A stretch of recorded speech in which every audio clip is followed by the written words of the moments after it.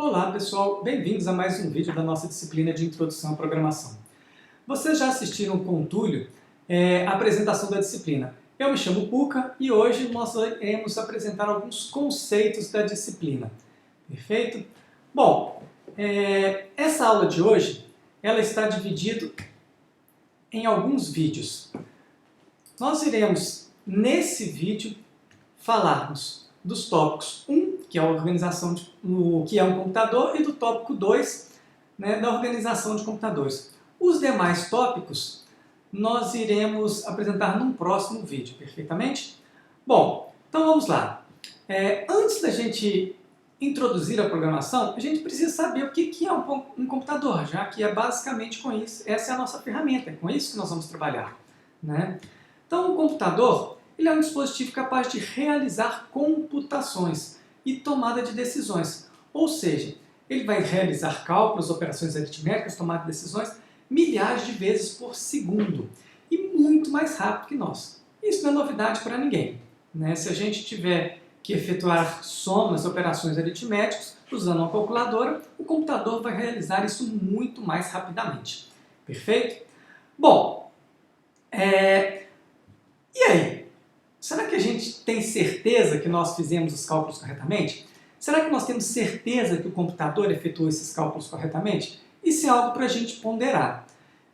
Escreve aí algum comentário aí no canal, o que vocês acham? Como que a gente pode ter essa certeza? Se vocês acham interessante, né, essa discussão, a gente pode voltar nela aí e conversar alguma coisa a respeito disso no Moodle, perfeito? Bom, então vamos lá. Eu mencionei que os computadores eles vão computar. O que é isso, na verdade, tá? Eles vão processar dados sobre um conjunto de instruções chamado programas de computador. Então, o programa de computador ele é a forma que vai informar ao computador como que ele vai operar, como que ele vai processar esses dados. Tá? Então, o computador é orientado por um conjunto de instruções. Esse conjunto de instruções é ordenado, ou seja, ele tem uma sequência para ser executado. Isso é muito importante, né, a gente falar disso, porque o computador ele não consegue ordenar algumas informações na hora de executar, como nós conseguimos. A gente pode passar uma instrução de uma tarefa fora de ordem que muitas vezes a gente tem noção, opa, peraí, eu tenho que fazer isso antes daquilo, mas o computador não consegue. Tá? Então essas ações precisam ser ordenadas. Além disso, quem faz esse conjunto de instruções? Quem que passa esse conjunto de instruções para o computador? O programador. Tá? Então nessa disciplina nós vamos aprender a desenvolver programas, ou seja, ao final da disciplina nós seremos programadores. Perfeito? Bom, e o computador, o que vem a ser? O computador a gente pode dividir em duas partes, o hardware e o software. Eu costumo dizer que o hardware, parte dura, traduzindo, é tudo aquilo que a gente pode chutar. Brigar, bater, socar, isso é o hardware. Ou seja, aquela caixinha que fica em cima da nossa mesa, o nosso desktop, o teclado, o mouse, o monitor, as partes internas que tem dentro do computador, isso é o software. E os programas de computadores? Os programas de computadores são software. A gente não consegue chutar, a gente pode xingar, mas chutar a gente não consegue. Então, essa é a parte mole do computador, traduzindo, né? Ou seja, então nós temos o hardware e o software. Para o computador funcionar, precisam desses dois componentes. Não adianta a gente ter o hardware e não adianta a gente ter só o software. Os dois são igualmente importantes. Perfeito? E como que esses componentes se interligam? Tá? Então, é o que a gente vai ver na parte de organização de computadores. Tá? Um computador ele é dividido em unidades lógicas. Tá? E nós possuímos no computador basicamente 6 unidades lógicas, que é a parte de entrada, saída, armazenamento principal, secundário, unidade lógica aritmética e unidade central de processamento. Nós vamos passar rapidamente por essas unidades e eu vou indicar para vocês pelo Moodle ou aqui nos comentários do vídeo outros vídeos que vocês podem encontrar na internet que vão detalhar um pouco mais cada uma dessas unidades lógicas. Perfeito? Mas algumas aqui a gente já tem uma noção muito boa pelo próprio nome. E vocês vão ver que isso tem um sentido, tá? Essa divisão, né? É importante a gente ter isso porque de vez em quando a gente vai programar e a gente precisa ter noção o que é um comando de saída, o que é algo de entrada, como é que nós vamos fazer, quem que vai processar isso. Tá? Então são coisas importantes a gente saber esses conceitos. Vamos lá. A unidade de entrada, tá? É o que a gente chama da seção receptora do computador. Tá? É por onde a gente vai entrar com as informações. Tá? São todos os dispositivos de entrada que nós temos. O mais comum deles seria o teclado, né? Mas a gente pode ter hoje em dia o mouse. Um monitor pode ser um dispositivo de entrada? Pode. A maioria das pessoas fala que o monitor é um dispositivo de saída, mas hoje em dia nós temos touchscreen, né? Então os touchscreen, eles são monitores, que servem também como entrada. Perfeito? Bom, existem diversos, né, dispositivos de entrada. Aqui a gente cita alguns, né? Por exemplo, no momento que eu estou gravando esse vídeo, a webcam passa a ser um dispositivo de entrada, que é por onde minha imagem está chegando até vocês, né? Uma rede de internet pode ser considerado, né? Então, diversas informações aí, diversos equipamentos, né, que a gente pode jogar, essas informações a gente pode jogar para dentro do computador. Todos esses dispositivos são considerados dispositivos de entrada. E o dispositivo de saída? É por onde o computador vai enviar, né, a resposta de algo que ele processou. Né? O mais comum seria o dispositivo de vídeo ou uma impressora, mas a gente pode entender também como uma rede de computadores.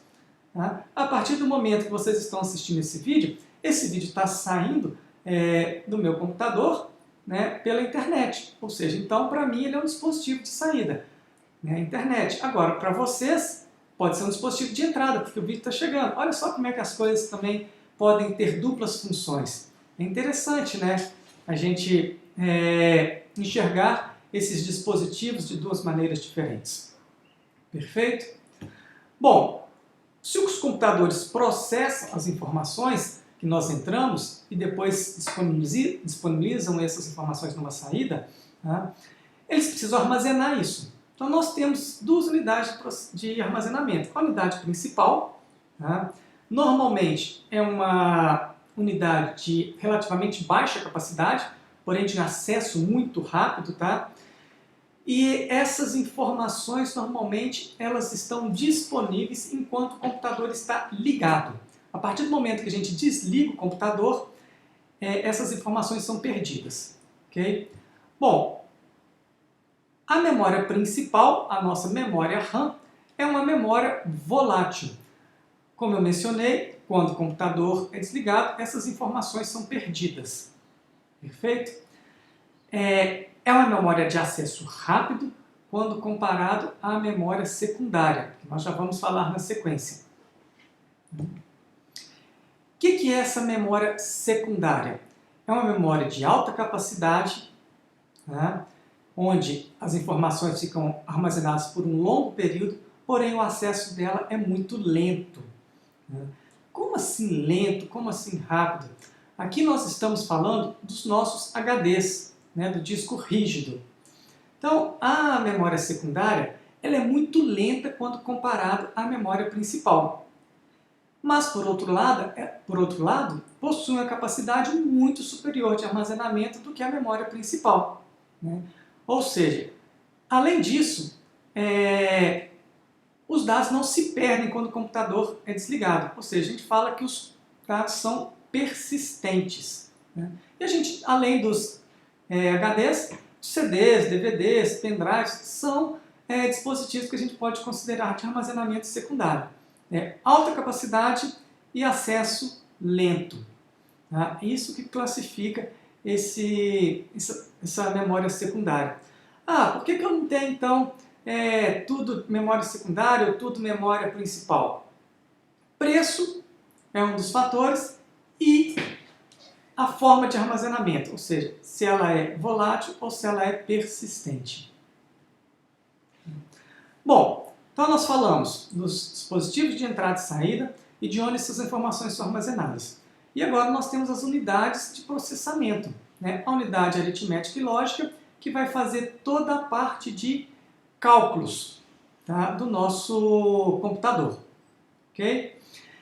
Atualmente, nos computadores modernos, essa unidade lógica aritmética ela está acoplada à CPU do computador. Tá? Nos computadores mais antigos eram duas unidades separadas, fisicamente separadas. Hoje, fisicamente, elas estão, por exemplo, dentro do mesmo chip, mas possuem, mesmo estando dentro do mesmo chip, elas possuem funções diferentes. Então, a unidade aritmética e lógica ela possui uma função diferente da nossa CPU, que seria o nosso próximo item aqui do nosso computador. Tá? A unidade central de processamento, a UCP ou a CPU, Central Processing Unit, do termo em inglês, que é o mais utilizado. Né? Na verdade, a gente costuma se referir ao gabinete como a CPU do computador, mas na verdade a CPU é um chip que está lá internamente dentro da placa-mãe. Né? E ela é a seção administrativa do computador. Ela que vai coordenar todas as operações do computador e vai supervisionar tudo. Como assim? Ela que vai coordenar a entrada de dados, a saída de dados, se as operações estão sendo executadas pela ALU, é ela que vai estar gerenciando qual operação, a ordem de execução. Tá? Então, todas essas informações são gerenciadas pela CPU. Perfeito? Bom, acho que é importante a gente mencionar que nos computadores atuais é comum o uso de múltipla CPU, ou seja, são os multicores, os computadores multiprocessados. Nos primeiros computadores era mais comum um único processador. Nos computadores atuais a gente tem diversos processadores dentro de um único chip. Ou seja, é importante a gente mencionar aqui também que nós não temos vários chips dentro do computador multicore.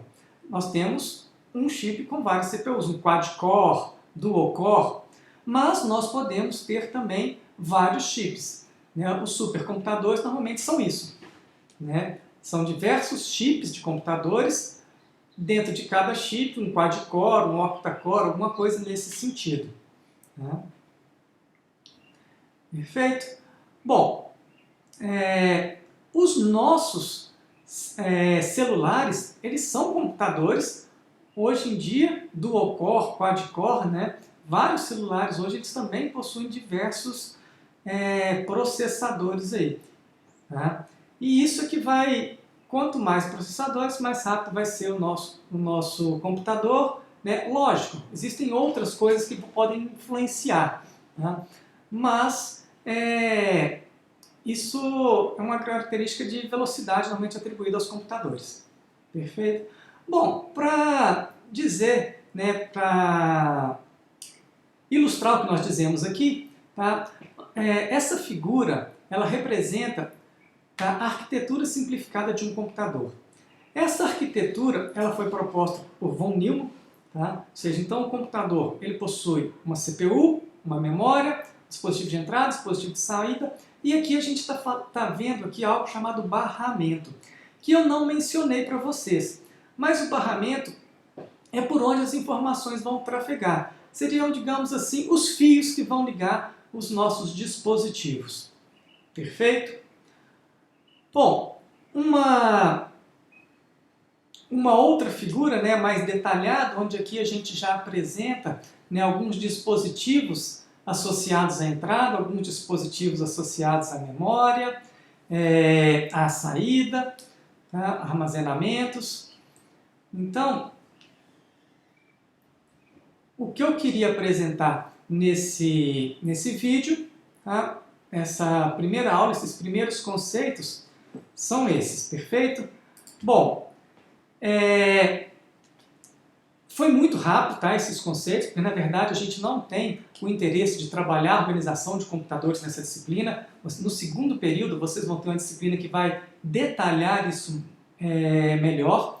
Porém, é importante a gente apresentar esses conceitos. A maioria já sabe, mas talvez alguma pessoa fique em dúvida a respeito. Quando eu estiver falando de dispositivo de entrada lá na minha programação, o que é? Quando eu estiver te falando de dispositivo de saída, o que é? Mas assistam outros vídeos que a gente vai postar aqui, que a gente vai indicar para vocês, que detalham um pouco mais cada um dessas unidades que eu mencionei para vocês. Perfeito? Então, pessoal, obrigado aí por terem assistido. Essa aula continua, tá? A gente vai, como eu mencionei no início do vídeo, nós iremos gravar pequenos vídeos, né, para cada aula, para não ficar muito cansativo, para ficar mais fácil de vocês acompanharem. Perfeito? Bom, então um grande abraço, até o próximo vídeo. Tchau!